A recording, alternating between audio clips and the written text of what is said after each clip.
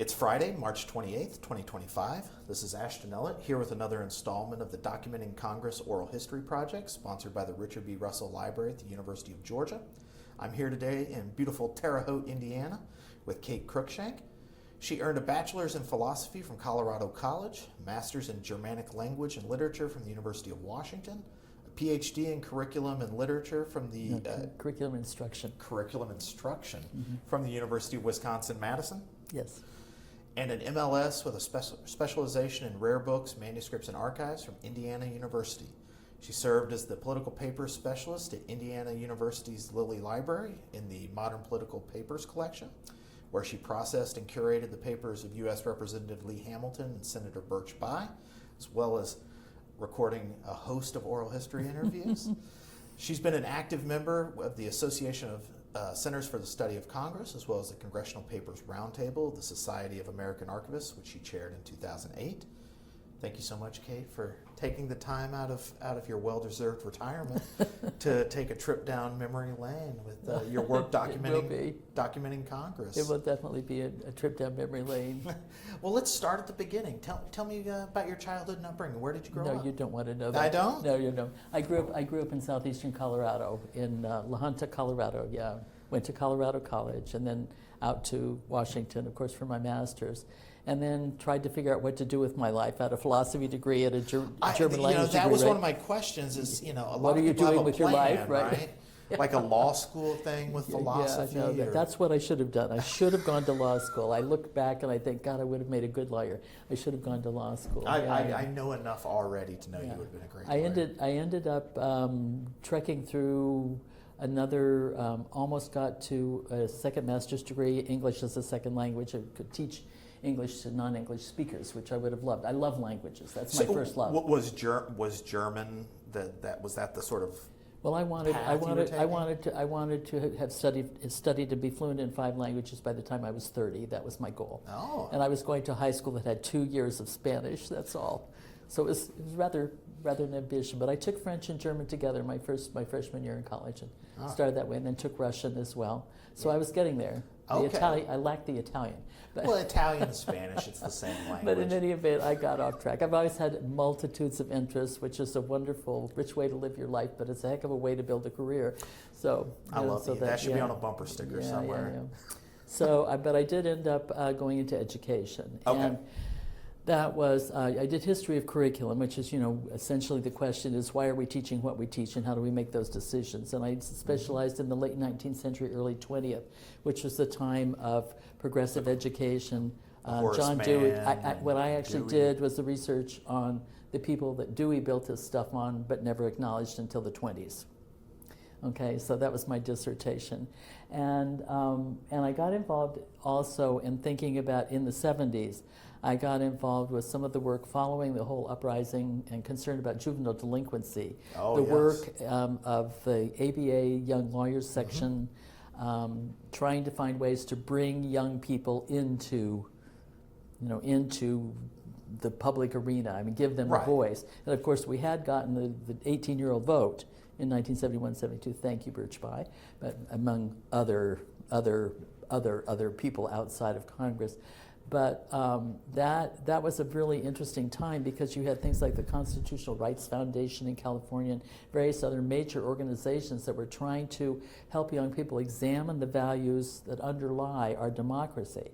And I found that stuff fascinating. I mean, I'd never thought about it, and that really grabbed hold of me. So that was part of, in the back of my mind, in my work in education. But leave all that behind. That was all. That was all before the change of career that happened in 20. What was your, in education, what were you doing? What was your job title and your role, and where were you I came here. I came actually to IU. As an assistant professor in the School of Education. And I had some ideas about how things should be and what we should be doing in education that seemed to interfere with a very sort of set, happy, lackadaisical atmosphere, and so quite a few of my colleagues thought it would be better if I did not get tenure. And as it turned out, the process within the department, and particularly at the college level, was so unspecified, they were able to just kind of railroad a negative through. It went up to the university level. They re-examined everything because they thought something's really screwy here and recommended me for tenure as a balanced case. But as it turned out, we had a new dean. They'd had a failed search the first time. We had a new dean who had been persuaded to accept. Always a good sign. Yeah, to accept the judgment of the people around him who weren't people who favored me. And so I had the positive recommendation at the university level, but I did not get tenure. So the decision is ultimately with the dean and not the... It was with the chancellor. It was with the chancellor. Oh, it is. With okay. the chancellor. Mm-hmm. Yeah, so that was, that's when I made my career change. I could see this coming. I could see it coming. And so I'd started taking courses in library science. And I thought, well, what is here at IU that I really want that I might not be able to find somewhere else? And it was the incredible collection of rare books and manuscripts at the Lilly Library and the amazing book curator who taught these courses. So I started taking courses. So when I didn't get it, normally you're supposed to just leave and evaporate. You don't get tenure, go. I thought, no, I'm going to finish my master's, and IU was going to pay for it. So, like a bad penny, you were going to stick around. Yeah. It was funny. I did not exist for anybody. I did not exist for anybody, but it didn't matter because I was teaching full time and I was going to school full time, and I got my master's, and that was where it all began.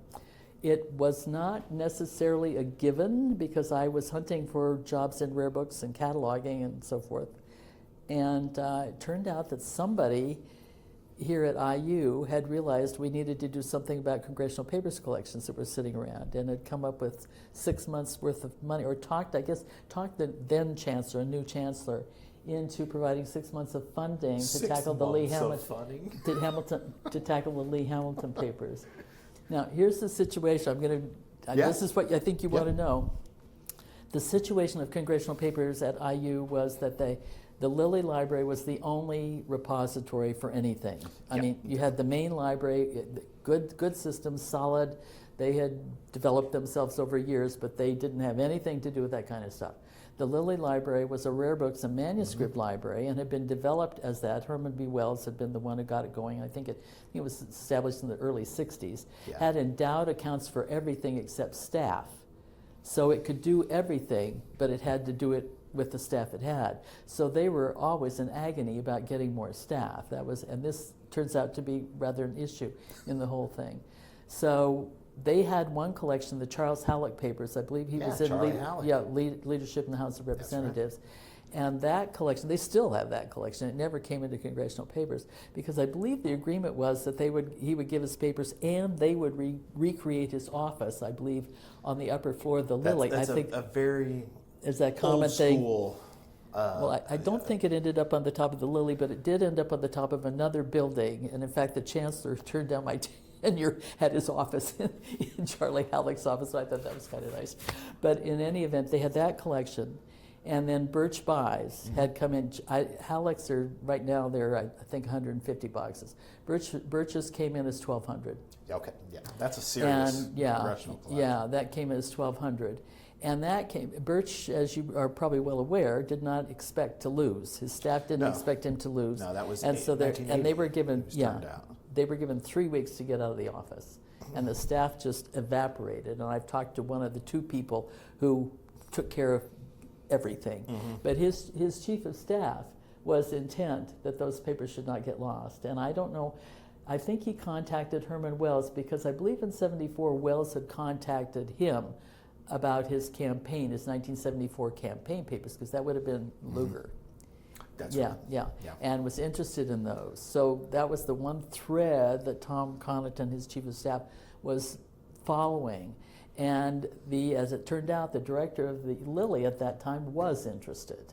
And so he got the president on board, and they brought them in. Never mind, no resources, no extra staff, nothing but 1,200 cartons dumped on the one manuscript library or curator and her assistant. And this would have been and no workspace. It's spring +81. Yeah. And they sat there, and they sat there. Well, I know when you processed those papers, so they sat there for 23 plus 22 years. Yeah. And this is a very there's a theme there in our business. In the story, yeah. Hamilton's had come in 1999, and I don't think that Lee Hamilton ever thought of giving his papers. I mean, the conversations I had with him indicated that he really didn't see why anybody would want to use them, you know. Right. Yeah. But I mean, they were of value, and when he was convinced there was some research value, then he did help take care of making copies of things, foreign affairs papers and so forth. But they came in '99. But with the agreement with the president, I think it was Miles Brand, the president, I believe, was spearheading this, that there would be established at Indiana University a Center on Congress that would focus on adult education, K-12, and teacher education about Congress. It would be an outreach operation. And that was part of the whole package. So the Center on Congress was established, the papers were brought in, and the only place to pick them again was the Lilly Library. So here's the Lilly Library with all this stuff, you know, that isn't even within their collection development plan. I mean, they never wanted congressional papers, right? So there it is. So it was in that context then that somebody, maybe a friend of Lee's or someone, I don't know, said something's got to happen. They didn't say anything about the buy, which had been here for 22 years. Probably forgotten about it. Probably forgotten about it. It could be. But they got the six months of funding, and I was on the job market, and I was nervous. I had a mortgage on a house here. It never occurred to me I wouldn't get tenure because I'd been working my rear off, you know, but I didn't. So there we were. So I was getting pretty scared, and the head of cataloging let me know about that money, and she said, "Would you be interested in doing that?" And it's so funny because all of that latent thinking about democracy and the values of democracy and education about democracy is way back in my mind, but I suddenly realized that this could be really exciting. And I said, yes, I definitely was, and they interviewed me and I got it.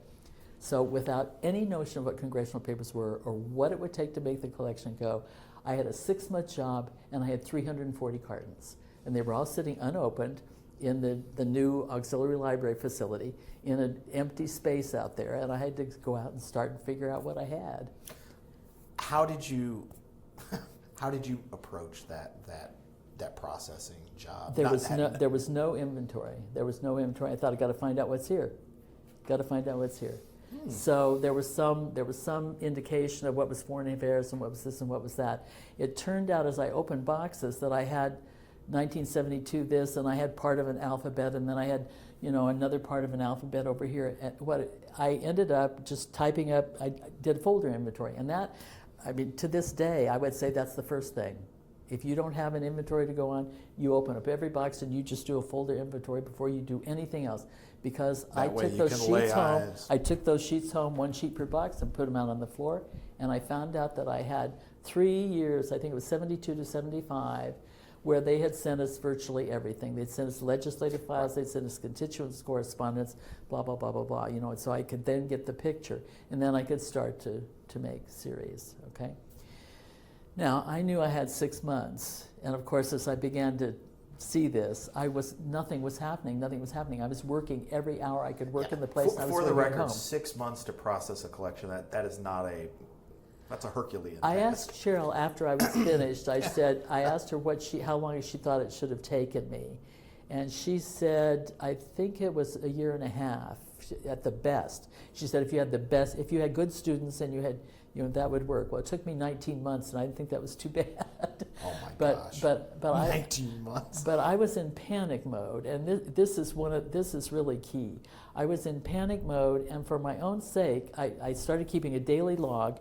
And then I decided every few weeks I was going to send a report to the director of the Lilly Library to let him know what I was doing, because I felt like I wasn't getting anything done. And as I did it, I began to see the potential of the papers for educational purposes and for research purposes, and I got so excited about this. And I sat there and I thought, here we have Lee Hamilton's papers, and then we have the Center on Congress, which is set up by him. We have the potential for something really remarkable at IU. And that vision took hold in me, and I sent those reports with that context developing. The director of the Lilly at the time was a comparative lit professor with a main interest in translation, so he was bringing in masses of collections from translators to dump on the one manuscript curator and her assistant in the Lilly Library, okay? And he wasn't particularly interested in congressional papers, but he was very interested in keeping the Lilly in a very good position with the dean. And so he would forward my reports to the dean to show how well he was taking care of congressional papers and so forth. So those went forward. And the result was, while I was in panic trying to get things done, she extended me for another year as a visiting librarian. So through, I was going June 2003 to June 2004. That gets us to at least 18 months. Yeah. And then in April, took it to the Board of Trustees and got a tenure track position established, as I understood it, for congressional papers. That was my understanding. Okay. That's what it was for. And then I moved into that position. So I was at the Lilly Library in congressional papers. She, in 2004, she left in 2005, and I was madly still working on the Hamilton papers. She, I guess I'll go ahead and tell you this little bit too, because it's so crazy. There were two history professors who were great fans of Lee Hamilton, and there's an annual history department lecture called the Paul McNutt Lecture. And the history department is very strong in Western European international history. They're good. They're a good department. Yeah, this was James Madison and Eric Sandweiss, and both you would know those names. Yeah. So they came to me and they said, we want to focus the lecture on the problem of being engaged in foreign affairs and things outside of the United States, but still keeping your constituent base. And we were wondering if we should ask Birch Bayh to come give the lecture. And I looked at them and I thought, Birch Bayh? I hadn't gotten into the Birch Bayh papers. They were sitting out there. That's what I was going to do next. After I had 6 months on Hamilton, then I could have a year and a half to do Birch Bayh, which was, they'd gotten rid of the Intelligence Committee papers. So it was 800 cartons that's the way they saw it. That side panel on the papers we get that we're not supposed to have. Everybody saw that. Nobody understood, at least of all me in the beginning. But of course, as I worked, I began to see how long it was going to take. So I talked them into Lee Hamilton, who was the obvious one. He was on the Committee on Foreign Affairs and chair of the subcommittee on Europe and the Middle East for decades, or ranking member. Bias towards the Senate. And the reason, and here's the other piece of Lee that's really interesting. His top salary, the chief of staff salary, went to someone who never was in Washington. It was his district person. It was Wayne Vance. Very unusual. Yes, and Lee spent 50 weekends out of the 52 in the district, all the time he was in Congress, because that had to be done.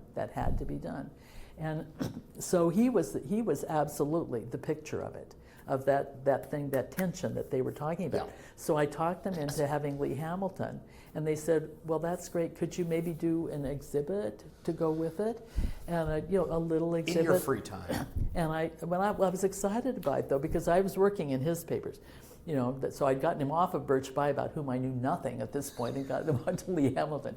So I checked at the Lilly, and they said, well, yeah, I could use the cases in the staff room, the staff break room, which were actually very tall wall cases. There were 11 of them.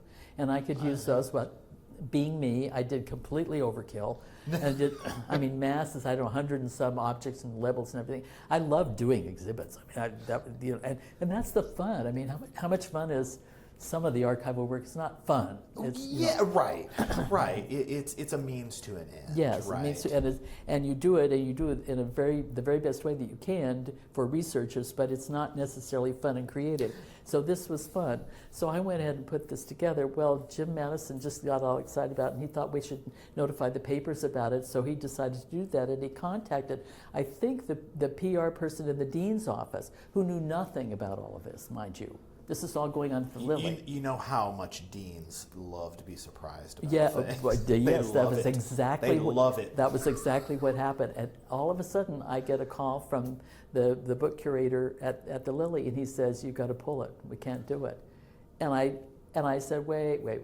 So I didn't panic, because it was so completely insane anyway. And so we managed to tamp it down. But the dean, of course, was very upset, because it looked like it was this huge thing. And her plan had been to open the papers and have a huge main floor Lilly exhibit with all the 22 cases and wall cases and everything. Had that been communicated no, at any level to you? No, I didn't know that. But that was the plan. That was her plan, and she thought we were now usurping that. And she has thought that when we got the papers done, and by this time she'd realized it wasn't going to be 6 months. It's a failure to communicate, as they say. We were already in spring of 2004 now. So and I think we were in 2004 before my position came through. But anyway, so we went ahead and had the exhibit, but we put the plans in place for the Lee Hamilton exhibit the next year. So I was doing full main exhibit space in Lilly the next year. So that was fine. Lee Hamilton decided that he wanted us to ask, there were going to be people to speak at his exhibit. So we were to talk, and I was in connection. At this point, I was considered a player, and the dean had me consult with Lee about who he would like to have speak at his event. And he said Birch Bayh. Birch Bayh's papers had been here at that time 23 years and had not been processed. And we are asking him to come and speak at the opening of Lee Hamilton's papers that have been there since 1998. Maybe he forgot too. Well, there was only one thing to do, and that was to ask Birch Bayh if we could do an exhibit on him the next year. Mind you, I'd not been in the papers, but we'd done that. Okay, so we did that. So that was set up. So we've got that set up. We've got the Lee Hamilton exhibit. Then the dean, who has created the position and loves congressional papers, leaves and goes to Syracuse. And all of a sudden, the attitude of the director of the Lilly toward me totally changed, and I couldn't pick up what was going on. Asked him for a meeting. We never met at the Lilly, by the way. I was never at staff meetings. I was never met at the Lilly. It turned out the staff was so angry about a position in congressional papers being added to the staff instead of what they needed, which is a position in technical services and a position in public services. They were furious. They're a small group, overworked like crazy, doing wonderful work with fabulous collections, but suddenly here's this tenure track position in congressional papers that they never wanted or were interested in. And just to keep peace in the family, so to speak, I wasn't at the Lilly. I was at the auxiliary library facility. That's where my workspace was. So I was never physically part of the Lilly or ever with the staff. So when we met for lunch. So I asked him for a meeting, and I asked him what he saw as the future of congressional papers in 5 years. I said, "Where do you think they'll be in 5 years?" And he said, "There won't be a congressional papers position in 5 years." He said, "We'll take that and change it to film studies or something." Yeah. And I said, "So I'm on tenure track, and I'm developing a case for tenure as a congressional papers archivist for a position that you're telling me will not exist." And he said, "You're going to be off directing a center somewhere." So which did not seem highly likely to me at that time, but that was what he said. Well, needless to say, I went somewhat into shock, and I went to the new dean and asked her about that, and if that was true, if they could change the position, because I thought my impression from the prior dean was that it was a congressional papers position, but I can't find any evidence to that effect now. I never was able to. And she said, "Well, yeah," she said, "they can change the position." But then she said, "But the position can also be moved." And that began to be the beginning of a move from the position out of the Lilly Library into the main library. Okay. And the decision was finally, they moved me out of the library. And now, mind you, I was physically out of the auxiliary library facility, so none of this affected any of my work. It was just going on. But they put me in collection development first because they didn't know where to put me. So this is just moving your reporting line. My reporting line. Okay. So, but it becomes significant because I was then going to be reporting to a very good, very intelligent, very meticulous head of book collection development, who knew nothing about archives and didn't think I should be under her. And that sort of speaks to the tension of librarians and archivists. Yeah. And we do play well together most of the time. I have total respect for her. She was the first person who'd ever come out to see what I was doing. And she came out, and I think she was just completely blown away. And she decided to retire early. That was... You must have that effect on people. Yes. So within a few months, I moved in July, and in November, by November, she had retired. I ran into her in the library, just parenthetically, at Christmas time after that, and she was just a totally different person. She was so relaxed and happy. She had a doctorate in English literature, Victorian literature, or something, and she was doing things she wanted to be doing. You know, that She's she over had here been reading to John before. Ruskin and Yeah, it was great. Matthew Arnold. But then they still had to try and figure out what to do with me. Now, mind you, the whole business of the possibility of bringing congressional papers and the Center on Congress together was in the background here, but I couldn't get anyone to see that vision. They were focused on the library, on the main library. And to be fair about this, you have to think about the period. The digital revolution was on us. It came through in the 90s and the 2000s, and they were feeling irrelevant. And I mean, they were scared to death. They were going to be irrelevant. And then the ALA decided that special collections was going to be the key. So the timing was such that it looked good. Well, that just moved me into the library, and that'll be part of the special collections. And I think they were also thinking they would claim a bit more ownership of the Lily, which operated completely independently. This whole. And there's so many dynamics here that really are tough. And the dean, that dean, Pat Steele, was really a pioneer in getting digital things going. It wasn't always easy going. There was some tension with the people who were doing it. I mean, she had some brilliant people working and so forth. And she really did successfully bring that library through the digital revolution. Bill Potter at the University of Georgia did the same thing through the 90s and 2000s. But that, of course, was the first thing on the plate, you know, and having to deal with this other situation, maybe not so much. But they ended up deciding to put me in the archives. So in December of the logical place. 2005, I think it was, or July 2005, I was officially moved into the archives on paper, and then moved into the main library where the archives was also being moved in a renovated part of the library. And so that they were in the library, brought under the libraries for the first time, and I was part of that. And then, so I was under University Archives, and congressional papers are still, modern political papers is still under the archives, the University Archives now. So it was quite a saga. Took quite a trip to get to the logical place. Yeah, well, the logic was, of course, archives and archives, they understand each other at least a little bit, but in terms of scope, definitely not. Sure. I mean, with University Archives. Yeah. So it was never, the University Archivist said from the beginning that he never felt that congressional papers should be in the University Archives. He had been trying to build it into some prestige, and then his successor, the timing was great because she came on at the bicentennial, and man, she just brought the archives right to center stage, and with the president's office and all kinds of the oral history project and all kinds of things were coming out of the archives, so it's really lovely.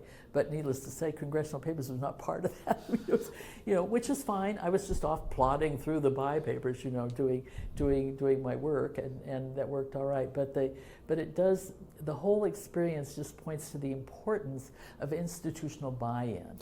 I mean, you've got to have it. It doesn't help to just have the president who thinks it's going to be prestigious to have the papers, or even a dean of the libraries who thinks it's going to be prestigious to have the papers. You've got to have somebody who's going to make the commitment of people and space, to get it done.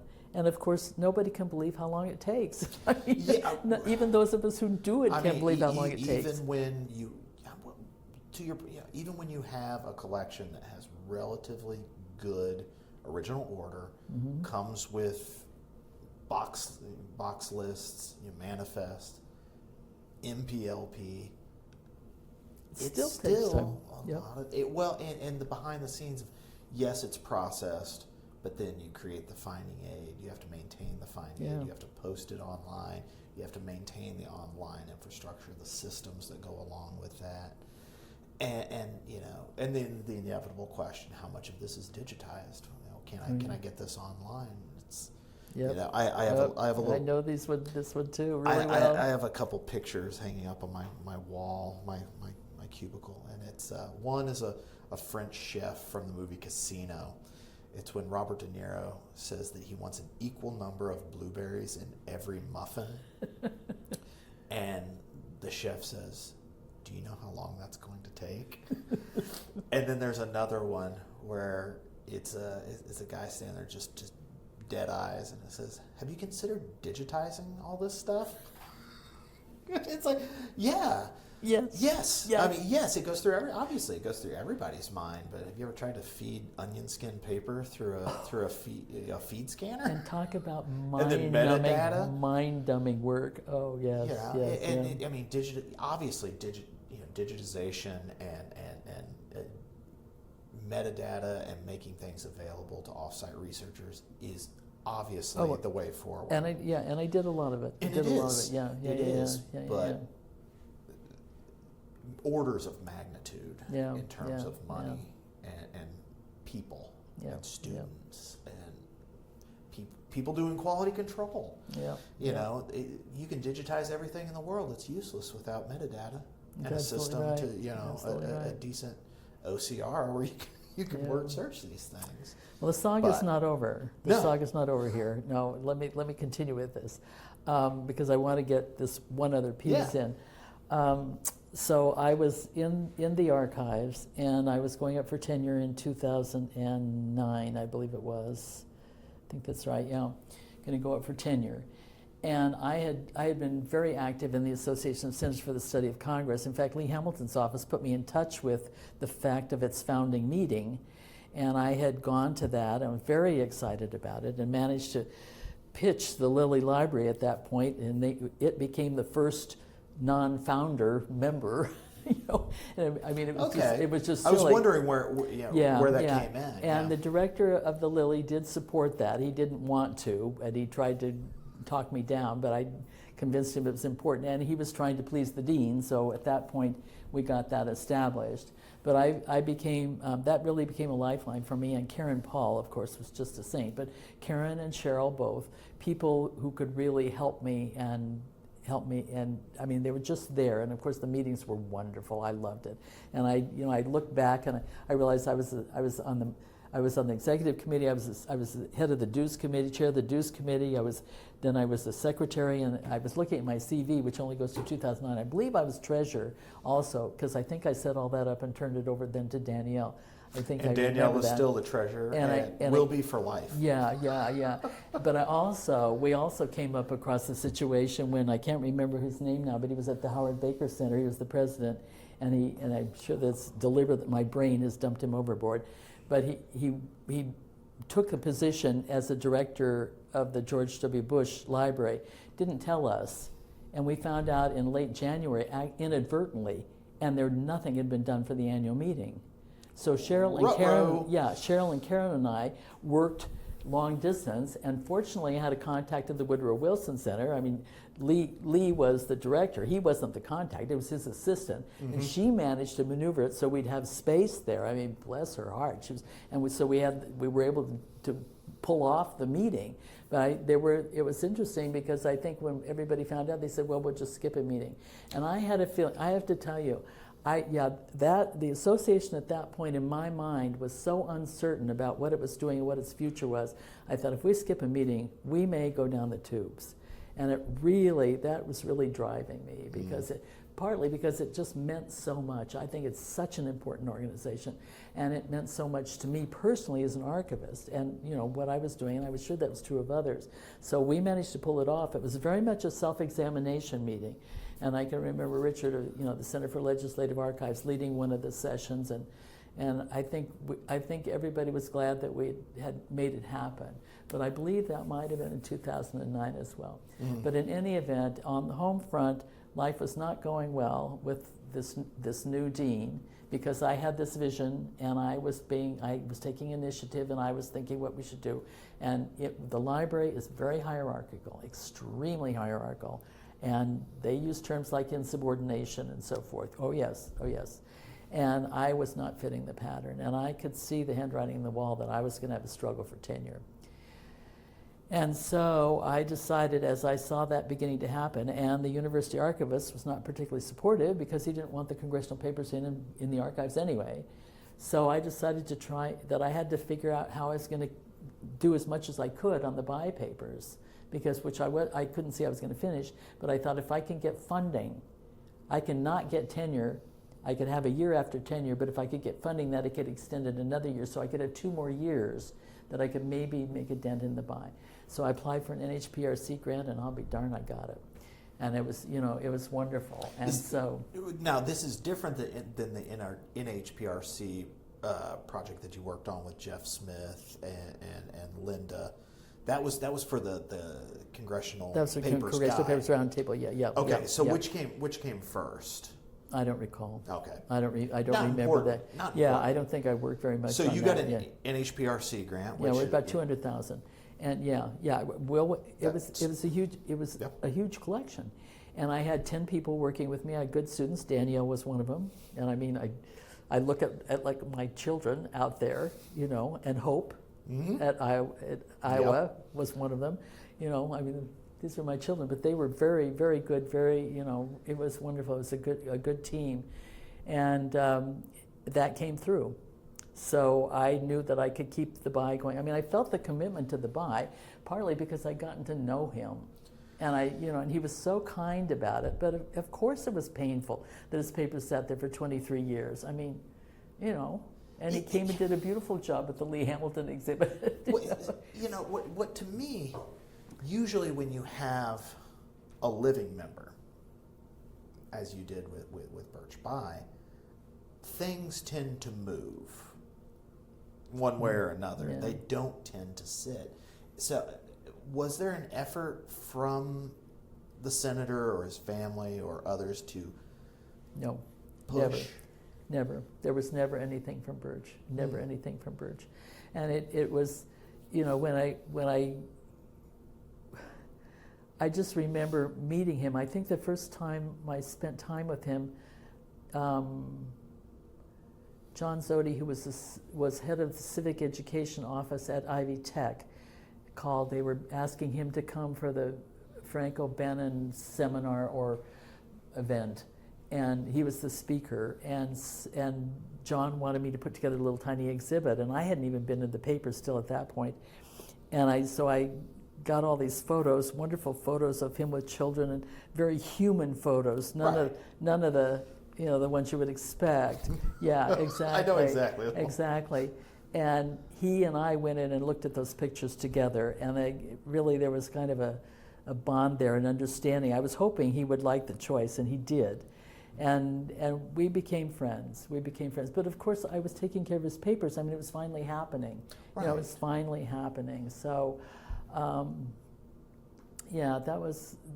And I should tell you also about the exhibit. We had promised him the exhibit, right? Or we'd asked his permission to do the exhibit. Right. I haven't gotten into the papers yet, okay? I mean, I'm starting to get into the papers. And this is in 2005, so I'm jumping back to 2005. Okay. But this is fairly important. I mean, how do you go into 800 boxes without any kind of inventory? So again, no inventory? Yeah, folder list. So it's pounding out the folder list, trying to find out what I had. And trying to... At least they were in folders. Yeah.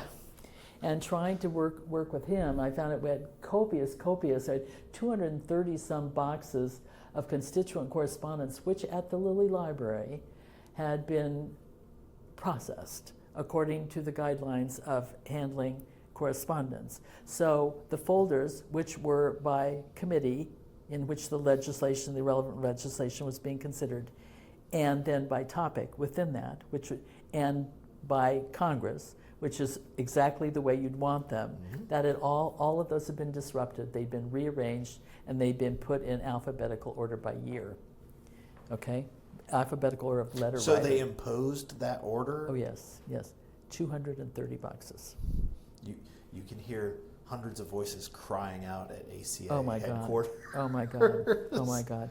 And that's what I found, okay? So that was as I was working through. So that put that aside, because 4 years we'll later, bracket that. But 4 years later, when I went for the NHPRC grant, that was the major thing that was going to have to be taken care of, and it took 3/4 of the grant period to just rectify that, okay? But I was working with Birch Bayh. I went back to DC and talked to him, and we're talking about the exhibit, and I'm just trying to get everything I can out of him, and without having the material for asking the questions, which of course is, you've got to know enough to ask questions. So I thought you'd appreciate this as an oral historian, because he said, well, you need to talk to John Rector and Tom Connaughton, and for some reason I'm losing the third one, and I ended up talking to several of them. And I said, well, okay, Tom Connaughton was his chief of staff, who was John Rector. John Rector was the chief counsel on the subcommittee to investigate juvenile delinquency. There were almost no records in the collection because John had gone directly from Birch's office to become the head of the Juvenile Justice Office in line with the new Juvenile Justice Act that they had managed to get passed. And of course he took all this stuff with him. Well, you know, I mean, made never sense. thought anything about it. It's there now. I got it back from him. But I didn't know anything about that all of that. There are years of work in juvenile justice and runaways and school violence and drugs and guns and everything. Tons of work that he had done I knew nothing about. So, but he said, you got to talk to him. That's who he is. So I set the appointments up right away and I went back to D.C. not knowing anything. And I remember walking into John Rector's office and I said, my pat question is, well, now, explain to me when your trajectory into Birch Bayh's intersected. And he gave me enough from that and we were off and running. And it was so I had these 3 oral histories that gave me so much information and we were able to put together a really wonderful exhibit from that. But I still hadn't been into the papers. I mean, I hadn't processed the papers. It was just amazing. So that's I think that's 2007. I believe that was 2007. The first Hamilton was 2005, and it's 2007. So 2 years later, then I got the grant and began to work seriously on that, and went up for tenure. Then also that was 2000. Oh God, I think it was 2000. Yeah, 2009. 2009. Okay. And the dean at that time was due. She retired as of August 31st. She was going to become dean at the University of Maryland. My dossier was to be in the first week of September. Yeah. My dossier went in, and when it got to the committee, it had in it a statement from her, which should not have been in there. It was highly negative, and I was alerted by the committee, and then through the acting dean then. And I had already been through this nightmare, and I said, well, okay, I'll handle it. So I wrote a response, a 13-page response, and I got tenure. I mean, it was clear it was a personal issue, just, you know, she just wanted me out of there. I was niggling, I was trying to make her do things she didn't want to do, blah, blah, blah, blah, you know, whatever it was. That doesn't seem like you. Yeah, right. Seem like a go along, get along kind of person. And I have to say, the thing that I never could understand was they had the Center on Congress, okay? The Center on Congress was there. It was a going concern. We have these collections, and you've got somebody who's willing to work 24 hours a day to try to make this work. And somehow they just couldn't see it as something to do. I also was contacted by someone who was trying to offer us the archives of something, of a NPR program, or no, it's the NewsHour of the NewsHour. The Jim Lair. And they just, they just couldn't even see it. I mean, I couldn't even get them together for a meeting. It was just, they just was somehow their focus was somewhere else. We just didn't speak the same language. Didn't see the same things. What was the focus, or it was the strengths? the main library. So like the circulating. The main library and the digitization, all the digitization and getting a digital catalog. I mean, when I first came on board there, they were doing away with the card catalog, and they had undergraduates there cleaning out the card catalog because they were creating an online catalog. It's a heartbreaker. I look at, give me all those cards. I want all those cards. I know how we all are. Yeah, I know where our card catalog is. Yeah. Well, this is. But so they were really going digital big time. That was big. Yeah. So that's sort of enough of the saga thing. Got tenure. I got tenure. Is against against everybody's wishes. Right. Yes. Is being my processed. superior's wishes. Yeah. When and if were you able to do outreach to additional because so much of our job is outreach to members, outreach to retired members of this is the other dynamic of this. When I was still at the Lilly, the manuscripts curator felt that I should be under her. The director had deliberately not put me to report directly to her because he knew that would be a nightmare to deal with all along. So I was kind of subsidiary, reported directly to him, but she still felt that she should have her fingers in the pie. So she had made contact with, for instance, when Frank McCloskey died, she made contact about his papers. Well, I had met his wife just shortly after that, and she and I ended up working together to bring those in, bring in the McCloskey papers. I'm trying to think, but when I got into Wells, it was clear, or it became clear, that they didn't think I should have any contact with anyone.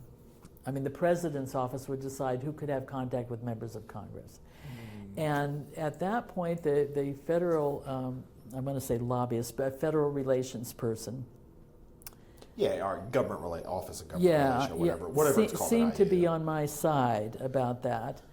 But somehow that turned before very long. And I wasn't doing what Cheryl does. I wasn't going back and meeting with members and soliciting papers at all. I didn't have time for that. I was a staff of one, and so I was assuming that I would be the person that would be consulted about this. But it seemed that the federal relations person began to feel that he should be the one to have contact, and he would be the one, and I would not. So it was clearly part of the hierarchy. I was at the clerical level, and I lived in the building, and other people would have the contact. And there were a couple of things that came through. At one point, I remember an email coming through from his office asking how I communicated with Lee Hamilton and Birch Bayh, and I said, well, I call them or they call me. I mean, we're on first name basis, and that ended the conversation. But it was clear that it was all going to go through him, and he worked with the dean who succeeded Pat Steele, and who was the dean whom I worked under them for the rest of my time there. And she also seemed to feel that that's where it should be, that it should be her and him, and I was out of the picture. And they would make the decisions of what collections would come in. They would handle the contacts, and the university archivist, when the Luger came up then, the university archivist decided, he said in the beginning that I would be the one to do it, and then he decided that he wanted to be the one to do it. So he went back, knowing nothing about congressional collections, nothing about Congress, but he decided he would be the one to decide how to bring things in. It was very, very clear, very, very clear what was going on. And I thought, okay, that's fine. It gives me time to work on the Bayh papers, which is going to be far and away the best collection we'll ever have, because nothing got thrown out. There are boxes and boxes of staff memos, by staff member, about legislation, about strategy. There's wonderful stuff in that collection. It's just a fabulous collection. So I focused on that, and one of the things I did was digitize as much as I could. I had a wonderful relationship with the people who were doing digitization. They were just great. I would show up and say, is there any chance we could do this? They say, we'll fit it in. We didn't talk. We just fitted it in at our level. We didn't go up and get people's permission. We just did it. So the result was, and I discovered that a lot of the subcommittee on constitutional amendments, which he chaired, a lot of that material did not exist in the National Archives. And I looked at it. It didn't look like official committee files, but it was his file. Okay. So it had to be. And so I spent, I think, about 7 months making copies, just making photocopies, because that's the only way I could handle it. I was working out at the preservation lab. So you photocopied, I photocopied everything. I guess you contacted Richard. Sent the originals to Richard, yeah. So, but the thing is, I couldn't give it up, because that's so much of what he did. I mean, the whole business of trying to get rid of the Electoral College and direct election, it comes again and again and again and again, all that. Every generation rediscovers the Electoral College. Yeah, but I mean, he introduced it every Congress, and Kefauver had done it before him too. Yeah, so I tried to digitize as much as I possibly could, and then in that case of making copies, but also digitizing as much as I could, and we got a lot done. Yeah, it's a little fuzzy in my mind now. No. Was there any outreach to Evan Bayh? Evan, when did he leave Congress, or when did he leave the Senate? 2010. Yeah. So he leaves. Was there any effort to? I mean, since we got his. Okay. Yeah, we got his. Okay. Yeah, and it would. So his and Luger's. I would be contacted. I was actually contacted. This was kind of a cute story. I was contacted by Robert Garton's wife, by Nancy Hamilton, who was a friend of Robert Garton's wife. Robert Garton was the president pro tem of the Indiana Senate for 25 years. They live over in Columbus. And he had been at the reception when Lee's exhibit opened.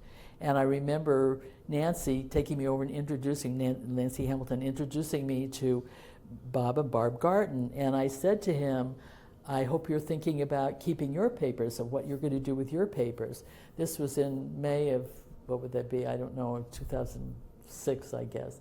Or it was March of 2006. Turned out he was defeated in the primary 2 months later. My gosh. So 2 years after that, his wife contacted Nancy and asked Nancy to contact me to see if we would accept his papers. And of course, I thought it'd be great to have his papers. I mean, he'd been in there for 25 years as president pro temp, and I mean, I didn't know what they were going to be, but I thought surely it'd be something.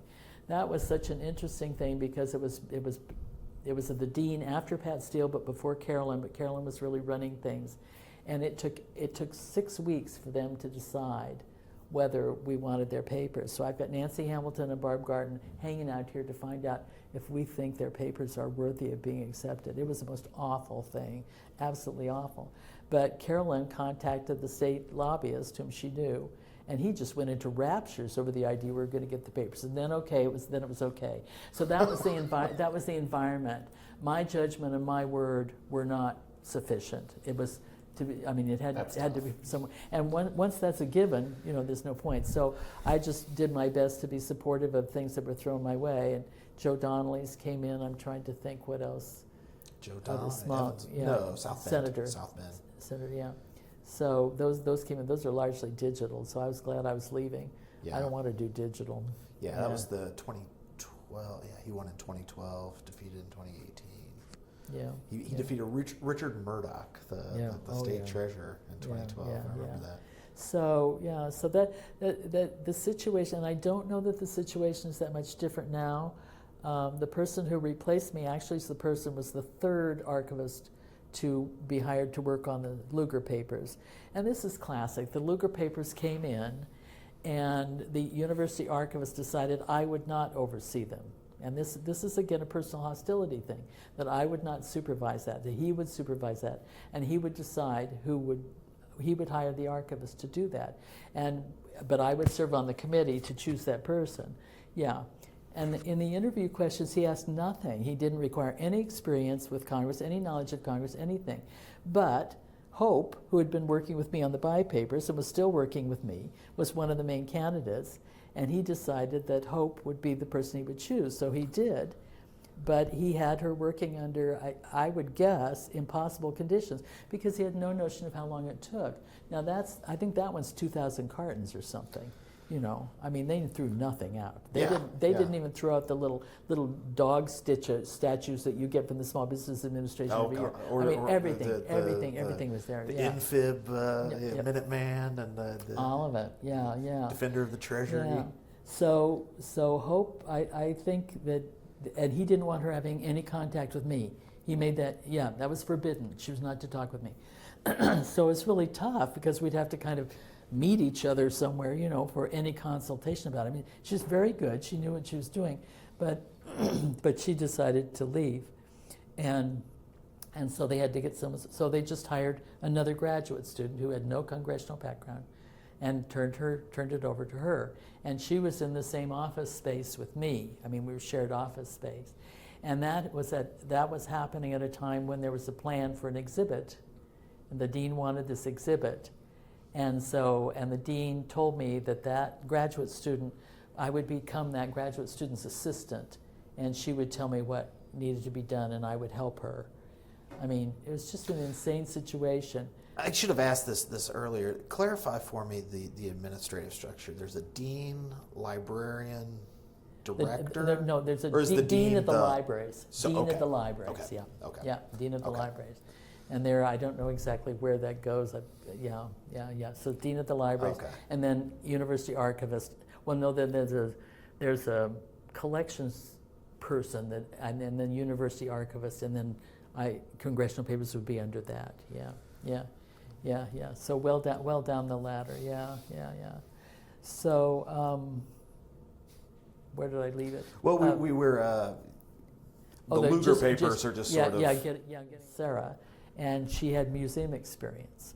And so she was brought on as the Luger archivist, and is to this day. Yep. Now she's the one who stepped into my position, and I guess have you interviewed her? I have not interviewed. Oh, okay. She Yeah. is she president of ACSC right now? Yeah. Yes.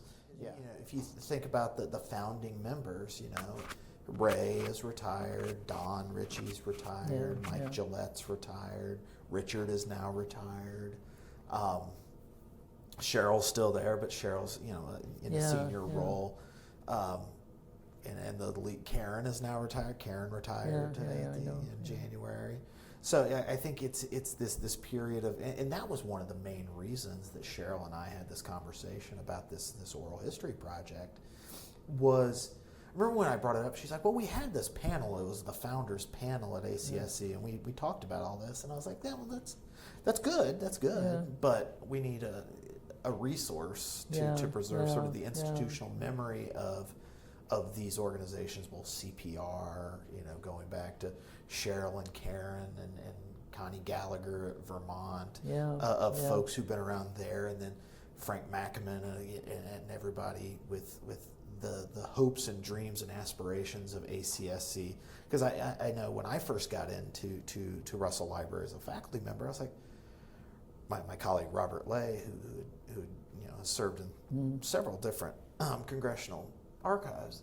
I was like, "Robert, can you explain to me, like I'm a fifth grader, why there is a congressional papers section and why we have this separate organization called the Association of Centers for the Study of Congress? These are a lot of the same folks." I just didn't understand the difference in the two organizations until you go and see, and it's like, oh, CPS serves this purpose. ACSC is something entirely Well, there was different. quite a bit of debate about that, because ACSC, I think in the beginning, saw itself as an organization of the elite institutions, the leadership congressional paper centers. And that was the argument. I mean, that's what I hit on as the person at the Lilly Library who was a beginning congressional papers archivist. I said, that's fine, but if you want us to grow, if you want to help us become what you are, you need to let us in. I mean, and I really pushed on that in the beginning. I don't think they really probably wanted to, but that's the way I see it, and that's absolutely the way it should be. You can nurture from within. The SAA division or section or whatever it is not going to serve that purpose. It's for working archivists. Right. But they, at the beginning it was going to be the directors over here, the working archivists over here. Thank you. No, we can't do that. No. And I think ACSC has done very well by bringing in more. I mean, it's definitely the place to be for young congressional papers archivists as well as CPS, but to actually be able to get that larger picture in that context, because we're all working in those contexts. So I think it's terribly important. But I have to hand it to Sarah for stepping up. I mean, to do that, and not necessarily particularly good time for her, just in terms of life, but boy, how true. Yeah. No, it's wonderful. I hope it'll serve her for tenure. I don't know. I didn't get the feeling that they were very impressed by that with me, but I hope it will serve her. But it's no, I really do have to hand it to her. But it is, I'm sure it's a job that younger generation people would be shy about taking on. I mean, it's the presidency of a national organization that's full of these directors. I would never have dreamed of it. And I guess that's why I was sort of shocked when I saw that she was president. I thought, oh my gosh, because I would have been scared to death. Yeah. But so her courage is to be commended. Hope was president of ACSC. So you've produced several leaders of this organization. Yeah. Well, but Sarah has. I mean, I don't want to speak for her, but for what I've seen, is that she was supposed to be able to take care of Luger, which is huge, absolutely huge, and she's handling all the digital stuff that I was not handling all the digital cataloging and audio and all that kind of stuff. But then they were bringing in just out of the blue, bringing in other collections and handing them to her, that she was going to do this and she was going to do that. Fortunately, a few of them were little. I mean, there were a couple little things, so you could do that. Yeah. That's very gratifying to have one box, and actually be able to get it done. But I can't think that it's been easy for her, because when she got the Luger after it had been through 3 sets of hands, I mean, Hope's had been fine, but the other, beyond that, it was a disaster. And she said, I can't tell whether this is the original order. I mean, why are these things here? These things look like they belong somewhere else. Have they been shifted all over the place? No supervision of Rachel, so who knows? And she was having to try to figure that out and handle it with the collection with integrity. I mean, what a nightmare. She did a beautiful job on the exhibit, though. She did a gorgeous job on the exhibit, yeah. Yeah, you know, going back to your point about institutional buy-in and how some institutions see congressional collections as prestige collections. Mm-hmm. And that, to your point, that's one thing, but prestige without the infrastructure to make these things happen. Well, I think too with the Luger, I think there was another dimension of that, and this was the library beginning to become conscious of the whole notion of development and going out and fundraising for itself.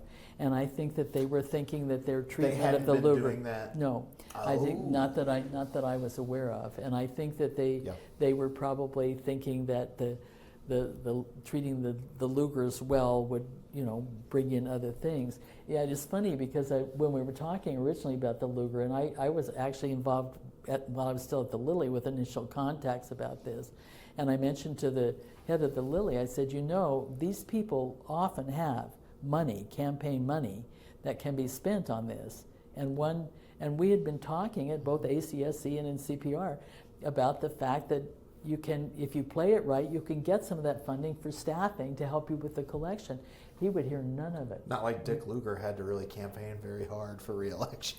Yeah, but I mean, the director could not conceive of that it just didn't register with him, and I don't think it registered with any of them. But apparently it had kind of clicked in with the Lugar collection as a possibility, or that somehow there was a connection with doing this really well and treating this really well and possibly getting money. Now, how they were thinking about it, I don't know. Right. Anyway, the development person became a player. I never had to deal with the development person, but the development person became a player. Well, I should not say that. He did contact me at one point about a couple who were interested in putting up money to digitize part of the Hamilton collection, the Foreign Affairs part of the Hamilton collection. So I told him how many boxes there was and gave an estimate of the cost, got an estimate of the cost. That was the last I ever heard. And it's probably just as well, because I don't think that what they would have digitized would have been useful. I mean, it would be copies of his correspondence with random people, not really anybody very interesting, So that's probably worked out as well. But clearly the development person was now a part of both the acquiring collections and follow-up and so forth. Mm-hmm. Yeah. So it was a different configuration than we'd had before. Yeah. So that's the world that I didn't have to live in, but that prevails now. Yeah, I was going to say, where was it when you left off, when you retired? Where was Modern Political Collections? Well, I was in a separate office. I lived on the 11th floor. Yeah. In my cage, and I was working pretty much. I had made the decision not to use the students that were offered anymore, because I had had so many bad ones, and I ended up having to spend more time supervising when I needed to be doing things myself. I'd found that actually on the NHPRC grant. I had things that I wanted to do, and thank God Danielle was there, because I turned them over to her. My favorite parts of the project I wanted to do, but I couldn't because I was supervising 10 people, all the time. So I couldn't do that. But I really had to weigh what kind of help I needed and whether I was going to have to be every day explaining things to people, or whether I should just do it myself, and I chose to do it myself. Mm. So I had been working pretty much in solitude for several years. But it didn't register with me until just really a couple of months ago. I worked 13 years past retirement. They wanted me out so badly, and they could not legally ask me when I was going to retire. And they legally can't do that. And I hadn't really thought about it in those terms. I was trying to get the buy papers done. Mm-hmm. That's what I was trying to do. But there were other things that came in that took precedence. I had to stop dead when Evan Buy had all sorts of family things he wanted to bring in. I had to stop dead for something else. And then in the last year I was there, Jay Berman, who had been on Buy's staff, had consulted with two people, Ian McGowan and Pat Kiefer, who had been spearheading the movement for the 18-year-old vote. I mean, they had been nationally, they'd been working nationally through the NEA and all of this. They had the collection from that. They had not only documents, but all their digital stuff, interviews, all kinds of stuff. And they wanted, and he told them that should be at IU with the buy stuff. And I pushed against that like crazy because first off, it needed to be digitized if we were going to have it, and digitization had been taken over by a 3-year grant to the Lilly for medieval manuscripts. So you couldn't get anything digitized, okay? So that, and I thought, and I'm not going to be here, I can't do this. And they just would not give up. So I brought it in, prepped the whole thing for digitization, did a complete detailed item level inventory of everything, and that's all online. And I don't know if the item level inventory is online. I'm not sure, but did everything I could. But I mean, that took up more of my last year than the buy. I mean, there's still 2,000 or more photos, buy photos that haven't been cataloged. There are all kinds of photos. It's unfinished. I left a volume of instructions of what needed to be done on each of the collections. You know, J. Edward Rausch was another collection that I actually had researchers who wanted to use that collection. It was unprocessed, or part of it was a little bit processed. So I had to drop everything, go in there and try and make sense of it, and try and get it ready for researchers. And they were here for a week and then came back for another week. They were working, I can't remember what they were working on, but it was clearly Rausch. It had to be the Rausch collection. So there were things, you know, it was the kind of situation where you just had two of us working together rather than, because Sarah always was to report to the archivist, not to me. That was always kept completely separate. So, and the expectation was that we wouldn't even consult. That was just, this is what a little personal animosity can do. But even if you have two people, they've got to be able to share the load in some way. 3 would have been great. Sure. Because she'd be Luger and I'd be by him, and we'd have this other person that we could work with to do all the other stuff. Sorry, we would occasionally talk about that, you know, about what we would do if we had a third person, what we could do if be possible. Yeah. Right. But it's just a clear case of no institutional commitment to this entity. And I have to say, and I mean, I've talked way too long, but I do have to say that I think one of the things that is most painful about all of this is to realize that nobody understood how important Congress is. Nobody understood. Nobody could see what was happening. Nobody could see the fact that we were losing our democracy. And we needed to understand it, and that it is indeed not a spectator sport. I mean, that I couldn't get these educated people to understand that this was important and for this reason. And it was such a frustration. I just, you know, they just didn't even see it. Well, they're going to see it now, of course, but you know, but it just, I still don't understand. I just couldn't understand. And it's not that I was important, or it's not that my baby was important. It was this thing, this one avenue into understanding how Congress really works. The only unedited avenue we have. And they couldn't see it. They couldn't see it. I just find that so frustrating. But it was a great joy to be able to work on it all those years. Despite everything, I felt like I was doing something really important. I felt like I was doing something important for Birch Bayh, because nobody had paid any attention for all those years, and he clearly really appreciated it. And you know, it was worth doing. It was definitely worth doing. It'll be right there with people looking at shards of Greek vases, you know, and say, yeah, we used to have that back in the old days when there was a democracy. You know, and so on that cheery note. well, what I always like to ask is what advice do you have, you know, for people who are going into archives, whether they're trained librarians, they're trained archivists, they're historians like me who are making the lateral transition into archival work. What advice do you give people? Maybe general advice, specific advice, based on your experience? I think Well, the intellectual curiosity is so important, and I think that one of the things about archives is it gives you just this incredible field for intellectual curiosity, because you could be asked to do anything. There's a young woman here who's finishing up at the University of Illinois in archives, and I asked her what area she wanted to go in, and she said, I don't know. She said, I'm interested in so much, and I thought, well, that's the joy. I mean, and she has a full-time job here. And I said, well, this could be a great place. I mean, suddenly there'll be something come in and you go, oh my gosh, you could just be fun and you can work on it.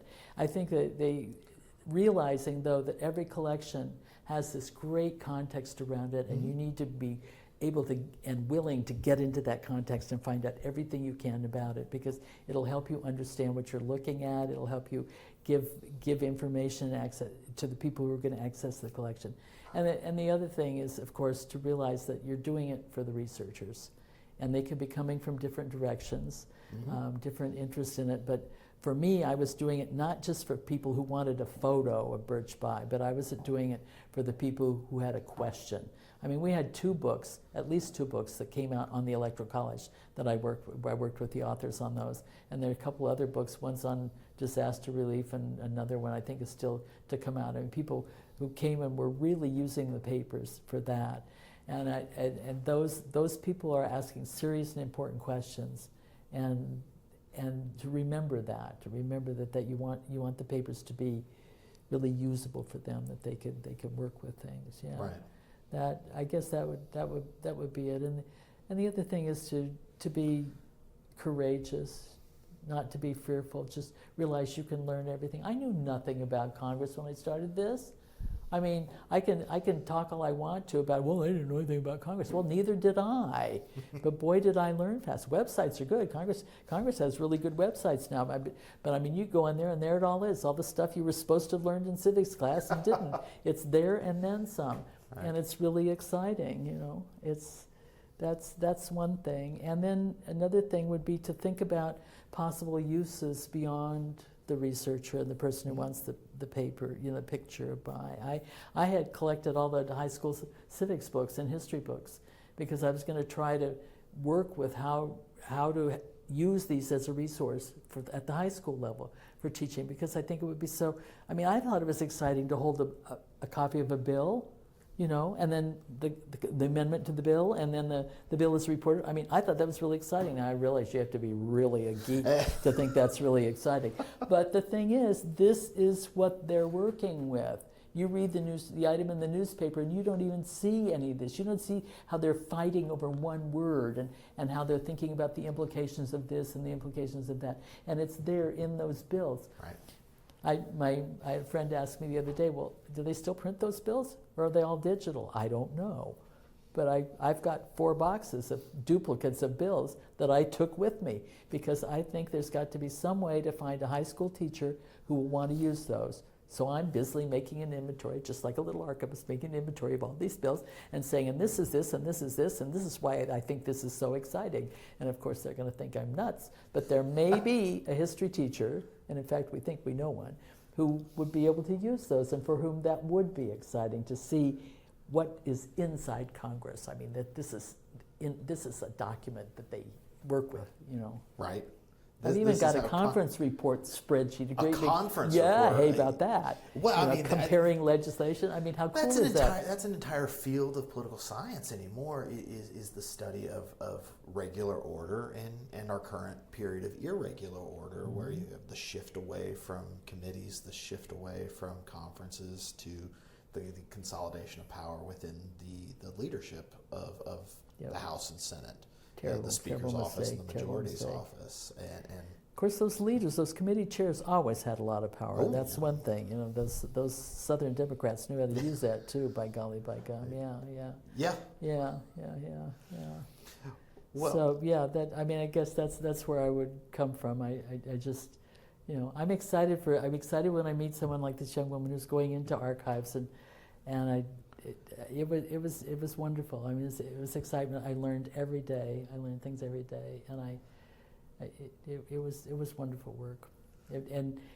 I guess if I can say that in the context I was working in, it must mean it's wonderful work. There you go. I think that's a great place to leave it, Kate. Thank you so much. Well, thank you. I've enjoyed it. On behalf of Russell Library, Cheryl Vogt, ACSC, CPS, everybody in the business, so to speak. We really do appreciate Well, it. I'm so glad you're doing this. I think this will be wonderful. Please let me know when these will be available to listen to. I would love to listen to Absolutely. Jeff's and Deb's and and Linda's it would be great fun. In a way, it would be fun to be in connection with them again. I appreciated your saying Jeff had said hello because I think Jeff and I were the two people that Ray photoshopped into one of the first meetings. Yeah, it was funny. He was so proud that he could Photoshop, and I think both he and I managed to not get there. And here's this whole thing, and here Jeff and I a little bit larger than we should be on either side of the picture. I know this photograph. I know the photograph you're talking about. Well, Ray is a phenomenal photographer, and it's only proper that he would do that. Wonderful. But thank you again so much. Thank you.